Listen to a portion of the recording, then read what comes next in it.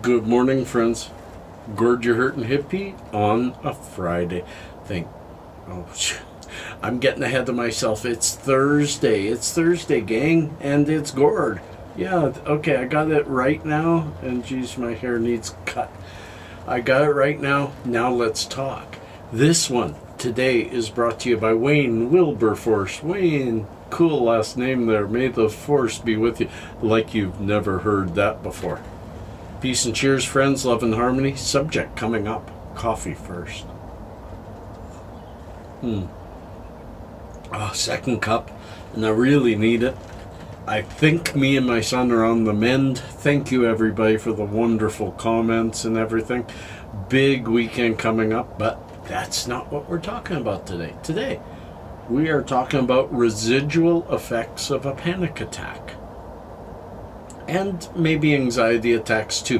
What I want to talk about, I briefly mentioned it, and I did a video about this maybe a year or two ago. But I have found, and this is totally non-scientific, totally anecdotal, I don't have anything to back it up. This is just my feelings. That when I have a panic attack, I believe it's something physical. A panic attack, of course it's mental, but it's our physical body and brain. Our brain is part of our body. It's our body reacting to stimuli and going kind of crazy on us and making us feel seriously, very seriously during a panic attack like you're dying. You're going to die, even though your head says, wow, nothing here is going to kill me.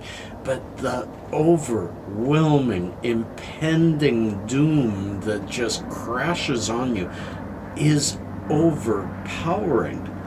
And I truly believe it's physical. Why do I believe that? Because, I'll give you an example. I had a panic attack, a real big one, 3 or 4 days ago. I can't remember.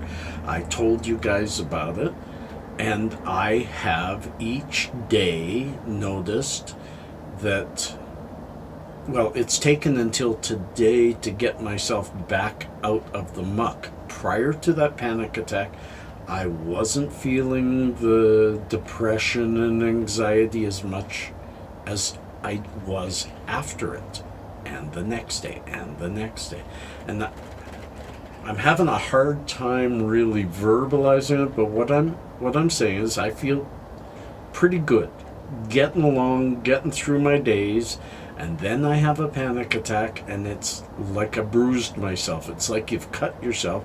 Okay, you fix the cut, you get it over with, but you feel that cut for 3, 4, 5 days after. It may take weeks to fully repair, but you feel it at least for a couple of days.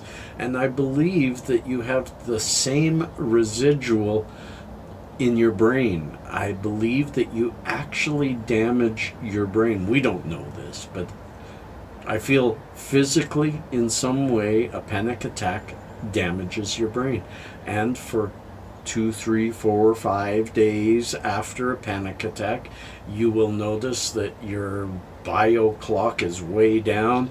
Your ability to live through and fight the anxiety you feel is way down. Your anxious moments are way up. I feel you're bruised. You've bruised your brain, and who knows how long it takes totally to heal. But that's why I was, let's say, it's almost 2 years ago. It was hard on my oldest son. I was very, very, I hate the word, suicidal. I don't believe in that. I believe that's a very, very selfish thing for any person to do. But now that I've been through that month or two of some severe panic attacks and terrible depression and horrible anxiety over my situation in life, that I understand it now. I lost an auntie. My best friend growing up was my cousin, and her mom killed herself. And a horrible, horrible thing. And for me to have actually felt that, I'm a little ashamed, but I get it. I understand it now. And sometimes you have to feel something in order to have the empathy needed to help other people through it. Hang on a sec, somebody walking by. So, I'm not happy I put my older son through it, but also that is a good lesson for him down the road if he has his own feelings like that as he ages, or if he has friends who go through it. He's been through helping somebody through it. I believe back then I was having multiple panic attacks a day. My brain wasn't given a chance to unbruise itself, to repair itself, because just as it would start to feel better, I'd get another. So I guess what I'm trying to say is, do others feel this after a panic attack? Days and days where you're climbing out of the gutter. The panic attacks, that's another, I guess, analogy to put it. The panic attack throws you down into the dumps, down into the gutter. And it takes, you may get out of the panic attack within 5 to 10 minutes. Usually, maybe, I don't think I've had one that lasted longer than 15, 20. Then you have about a half hour of some really, I'm exhausted and I'm sad and I'm hurt. But then I think you have days of crawling out of that ditch that you fell into and finding your way that you had just 2 minutes before the panic attack. Getting yourself back to that coping spot. Knowing that, if it's true, if I hear from a bunch of you, I think knowing that or feeling that helps you get a little bit of the, helps you heal faster. If you know that the sadness you're feeling is caused by the panic attack of yesterday, then you can ride it out a little better than thinking this is a new dip down into depression.